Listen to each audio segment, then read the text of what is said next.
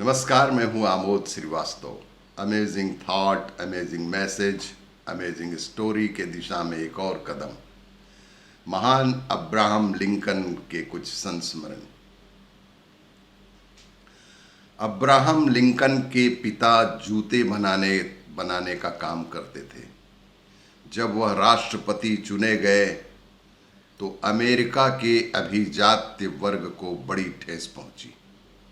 Abraham Lincoln के पिता जूते बनाते थे और जब वह राष्ट्रपति चुने गए तो अमेरिका के अभिजात्य वर्ग को बड़ी ठेस पहुंची। सीनेट के समक्ष जब वह अपना पहला भाषण देने खड़े हुए तो एक सीनेटर ने ऊंची आवाज में कहा, मिस्टर लिंकन, याद रखो कि तुम्हारे पिता मेरे और मेरे परिवार के जूते बनाया करते थे। इसी के साथ सीनेट बहुत ही भद्दे अट्टहास से गूंज उठी, लेकिन लिंकन किसी और ही मिट्टी के बने हुए थे। उन्होंने कहा कि मुझे मालूम है कि मेरे पिता जूते बनाते थे, सिर्फ आपके लिए ही नहीं, यहाँ बैठे कई माननीयों के जूते उन्होंने बनाए होंगे। वह पूरे मनोयोग से जूते बनाते थे। उनके बनाए जूतों में उनकी आत्मा बसती है। अपने काम के प्रति पूर्ण समर्पण के कारण उनके बनाए जूतों में कभी कोई शिकायत नहीं आई। क्या आपको उनके काम से कोई शिकायत है?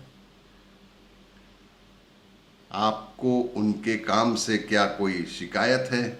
उनका पुत्र होने के नाते मैं स्वयं भी जूते बना लेता हूं, और यदि आपको कोई शिकायत है तो मैं उनके बनाए जूतों की मरम्मत कर देता हूं। मुझे अपने पिता और उनके काम पर गर्व है।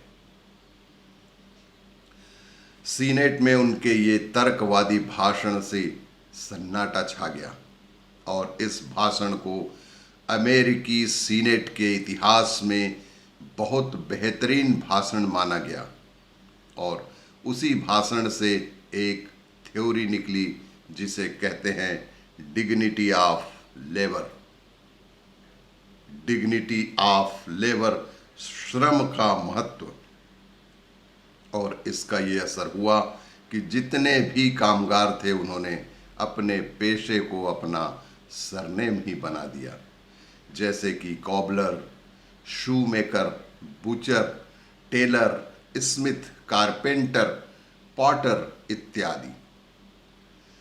अमेरिका में आज भी श्रम को महत्व दिया जाता है, इसलिए वो दुनिया की सबसे बड़ी महाशक्ति है। वहीं भारत में जो श्रम करता है उसका कोई सम्मान नहीं है, वो छोटी जाति का है, नीच है। यहाँ जो बिल्कुल भी श्रम नहीं करता वो ऊंचा है। जो वहाँ सफाई करता है उसे हेय समझते हैं, और जो जिंदगी में गंदगी करता है उसे ऊंचा समझते हैं।